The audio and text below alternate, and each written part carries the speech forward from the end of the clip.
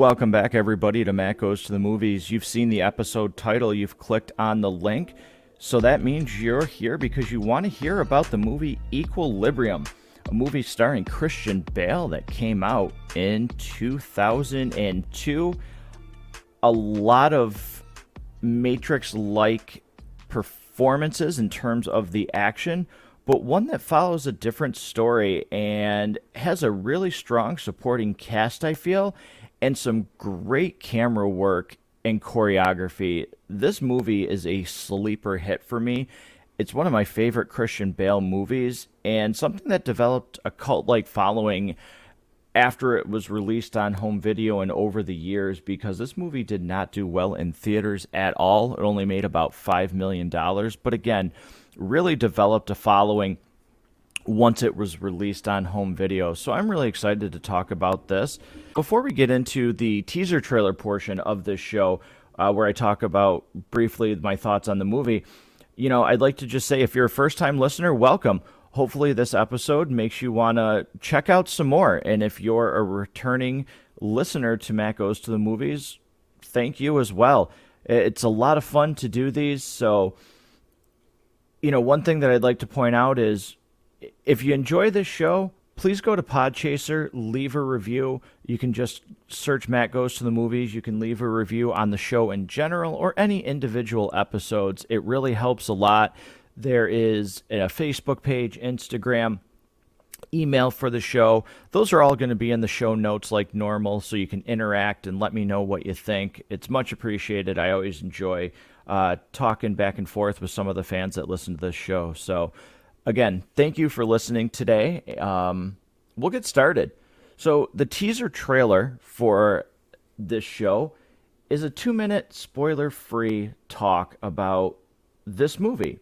So, with that being said, again, Equilibrium came out in 2002, stars Christian Bale, has William Fichtner, has Sean Bean, just a pretty diverse cast. Taye Diggs is in this. Dominic Purcell, people probably know him from the show Prison Break. He was also in Legends of Tomorrow, a comic book show on the CW. So it's got an interesting cast with a premise that in the future, all emotions, have been outlawed. You are not allowed to feel, and if you feel, you are sentenced to death. That can be things like artwork, music, love.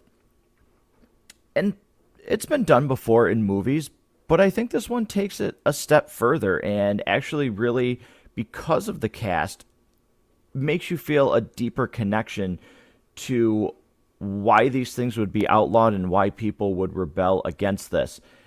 It has some really great choreography.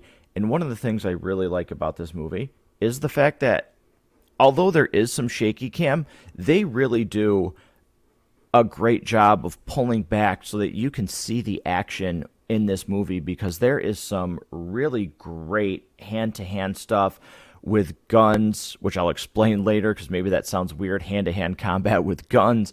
But the fighting style in this movie is fantastic. It never looks too silly.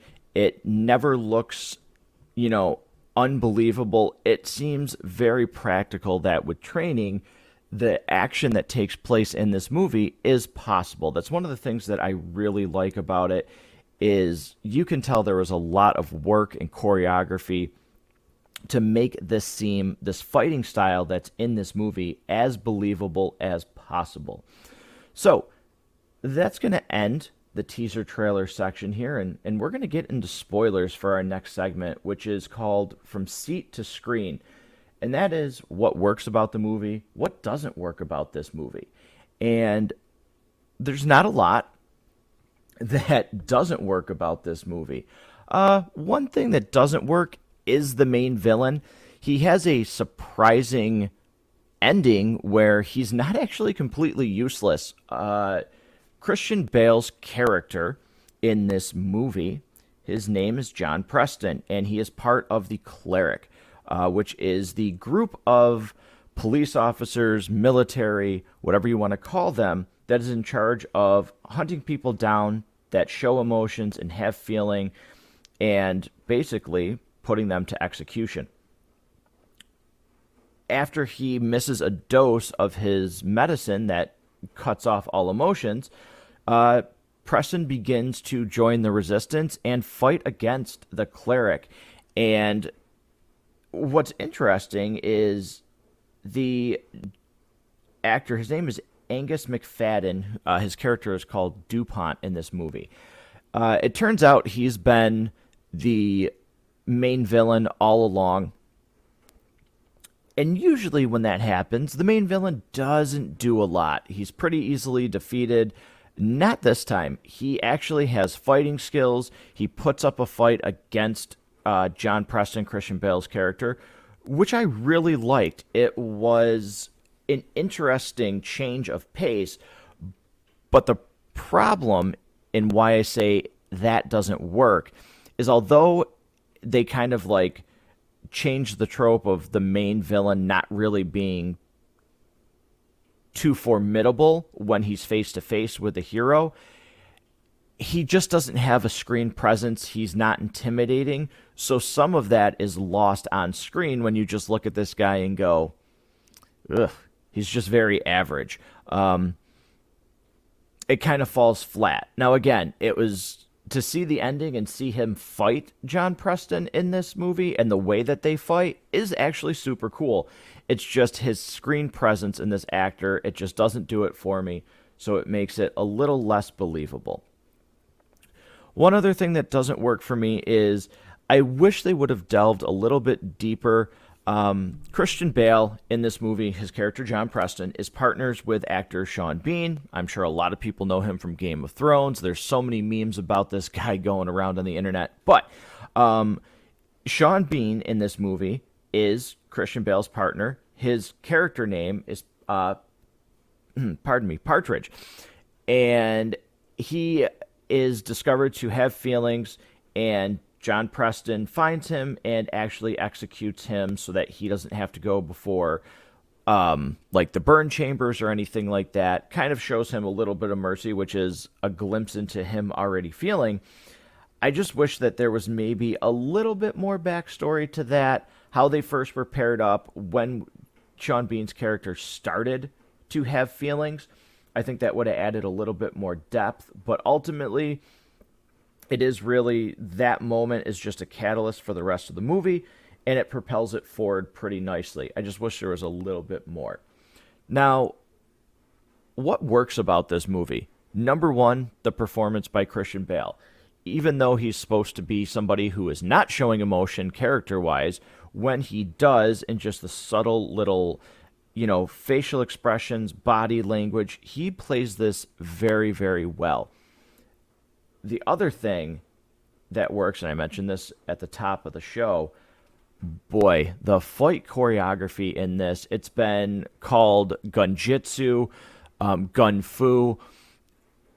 It is so entertaining and so interesting, and you can tell, just like I said, a lot of work went into this.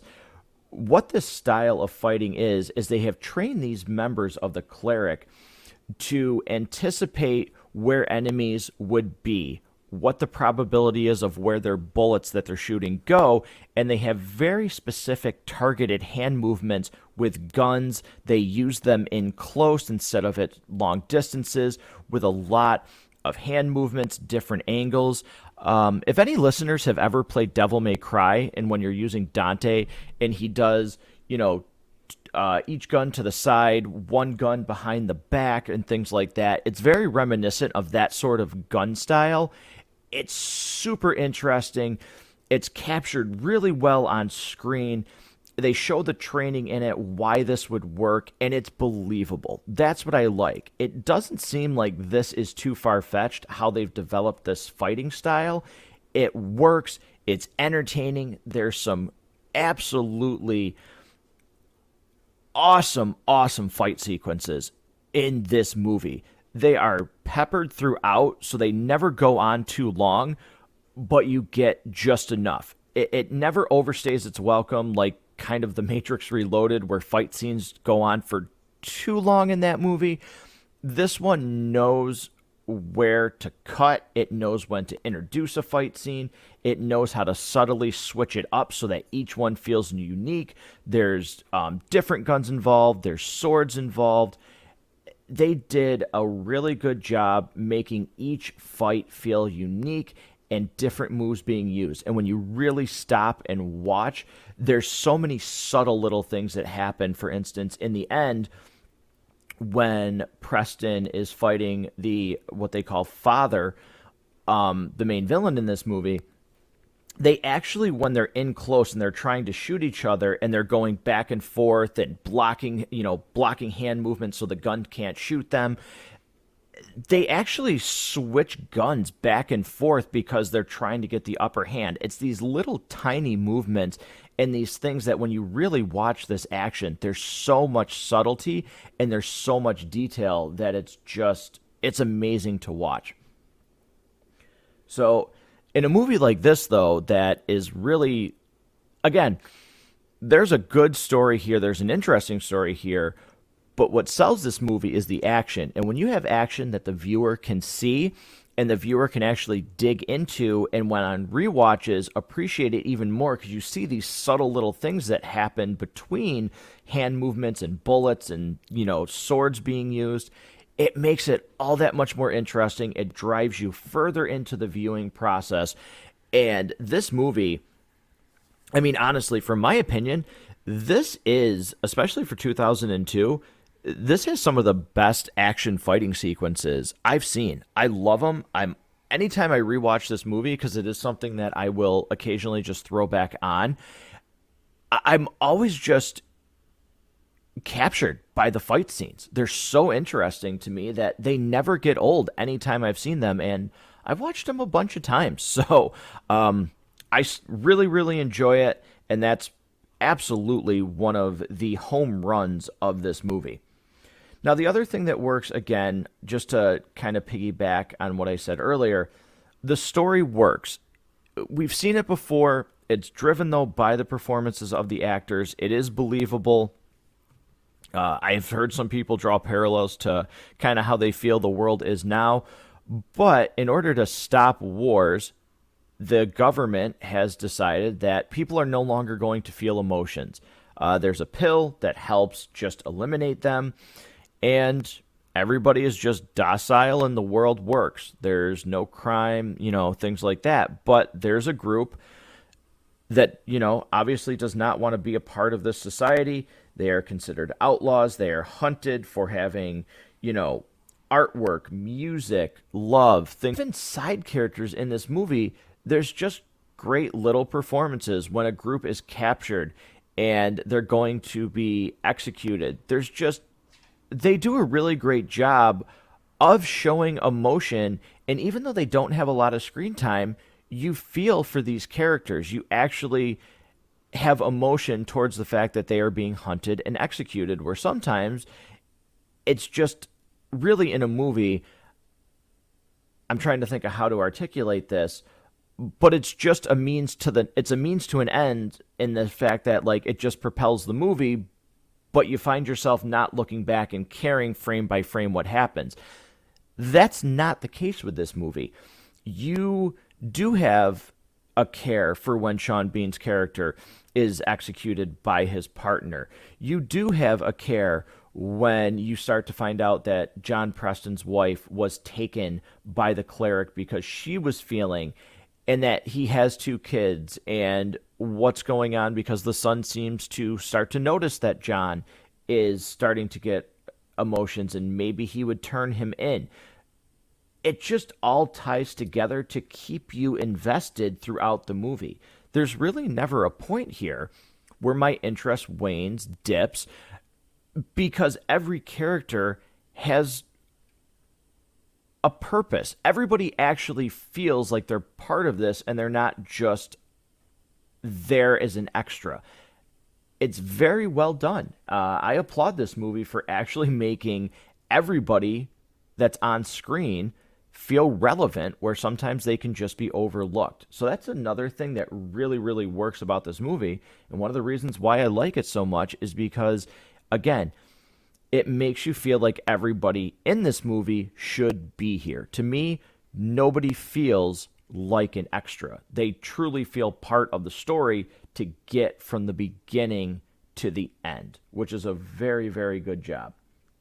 So that's going to end from seat to screen. And what we'll do now is we'll get into From the Lobby. Now, From the Lobby is my favorite scene, my least favorite scene, and usually it's a franchise appeal where this movie ranks in the franchise and the ranking. Obviously, well, not obviously, but Equilibrium is not part of a franchise. But what I'm going to do for that is I'm going to rank this movie, but I'm also going to give a little overview of where this ranks for Christian Bale movies for me, since he is in tons of movies. He's a star. So first and foremost, my least favorite scene in this movie, it would be the official ending. There's a great fight scene at the end. Again, it's watered down a little bit because of the screen presence of the main villain. The action and the choreography is great. It loses a little bit of steam just because of the main villain in this movie, but also it's kind of abrupt when it ends. Not the fight, but just the ending of the movie. I think this is one spot where they really could have maybe used, not even a lot, maybe another 2 to 3 minutes just to button this up a little bit and make it feel like it was truly bookended. Does it ruin the movie? No, not at all. It is still a very fun movie. Again, the ending leaves a little bit to be desired. A 2 to 3 minute longer runtime could have really helped that in my eyes. But favorite scene, very hard to pick. One of them is really part of the opening of the movie when they infiltrate a hideout of these outlaws that have feelings. And again, just in the context of the movie, Christian Bale's character John is tasked with going in, and he runs into this room, and it's where we first get a real look at the fight style of this movie. And he bursts into this room. There's like 12 of the outlaws in there. The room is dark. They start shooting, and then you just start seeing Christian Bale with his 2 guns, just different directions, different angles for the guns, turning his body, not getting hit by bullets, and just wiping this room clean. Now, again, in the context of the movie, I know people are getting shot and being killed. In the context of the movie, though, this scene is amazing because of the choreography and the angles of the gun position so that he can hit these outlaws and that they can't hit him. It's the first really look into what the action is going to be. That scene is fantastic. There is a training scene where John is training and his new partner, who's played by Taye Diggs, comes in and starts to plant a seed that he knows that John might be starting to feel and not be on the up and up with the Clerick. That fight scene and that training is really good. The ending, well, it's still all part of the ending, but there is a part in the movie where John has wiped, they think he has wiped out the resistance so that he can get a meeting with Father. Usually that never happens. You cannot see Father, but they're offering John a chance to see him because he has wiped out the resistance and he deserves this honor. So come to find out, though, they know John is compromised and it's a trap for him. And when he is hooked up to basically a lie detector machine and he finds out that he's made, he just goes off. He mows through these clerics, guns, swords, hand-to-hand combat. It is, again, it's the choreography and the way that the action is filmed because you can see what's going on. It's an amazing scene. It's so well done. And it doesn't overstay its welcome because every single thing that happens, each time he goes to a different room and he's going through these cleric members, the fight feels different. It is not the same moves. It's not the same camera angles. Everything feels unique and fresh, even though this fight scene goes on for like 5 minutes. Every single aspect of it feels like a different level, so to speak. So they do that extremely well. Those are some of my favorite scenes from this movie. There's a lot. It's just a very, very good movie. And if you have not watched Equilibrium, I honestly strongly recommend this movie. It's a great performance by Christian Bale. It's a great performance by some of the other cast that's in here, as I've mentioned. And really a sleeper hit for me. So instead of franchise appeal, here at Matt Goes to the Movies, I rank this on a reel system, and I would give this movie 4.5 reels out of 5. Again, sleeper hit for me. Love this movie. And instead of franchise appeal, I'm just going to talk a little bit about where this ranks for me in terms of Christian Bale. Now, I am a huge fan of Christian Bale. I have seen pretty much really every one of his movies. And this ranks up there top 5 for me for Christian Bale. Obviously, he's well known for the Dark Knight trilogy. He was, in American Psycho, which a favorite of mine. I thought that movie was fantastic. We've seen him in The Fighter. We have seen him in The Machinist. We have seen him in Reign of Fire. He has been in so many movies and had so many great performances. He's going to be coming up in the Thor Love and Thunder, which cannot wait for. He's been in Ford vs. Ferrari, American Hustle, The Prestige, just so many movies that are really well done. Terminator Salvation. Shout out to Harrison, who runs the Basement Binge, and I'll plug his show a little bit, but he plays a voice role in Howl's Moving Castle, which the Basement Binge did a review on. 3:10 to Yuma, which is also one of my top 5 Christian Bale movies, but he's just fantastic. I love him. If I had to rank his movies, I would say American Psycho, Batman Begins, The Fighter, Equilibrium, and 3:10 to Yuma, for me, would be the top 5 performances for him. I'd be interested to see if anybody else has a different opinion. What would your top 5 movies be for Christian Bale? You can leave that in the comments. And I'd love to hear about that because he's one of my favorites. So, with that being said, that's going to close up this episode. I would like to take a quick second, though, before we sign off. I just mentioned him. Harrison from the Basement Binge. If you listen to this show, you know Harrison from episodes like Prometheus. We did A Quiet Place 2 together, and he is a regular guest for those episodes. He is a co-host along with Rob for the Disney Plus shows. We have done WandaVision, we have done The Falcon and the Winter Soldier, and we are now covering Loki. So his show, The Basement Binge, was the inspiration for Matt Goes to the Movies. So if you haven't checked out The Basement Binge based on previous episodes that you've listened to, that show will be in the notes for this. I highly recommend you check it out. It's a great show, and one that I've been doing Fast and the Furious with, which has been a lot of fun. We are all the way up to Fast 9, which we'll be doing very, very soon, and that's been a ton of fun. So if you haven't, check out The Basement Binge, subscribe to his show. Don't forget to hit subscribe to this show to get caught up on previous episodes and be alerted when new episodes are released. Thank you so much for listening today. Until next time.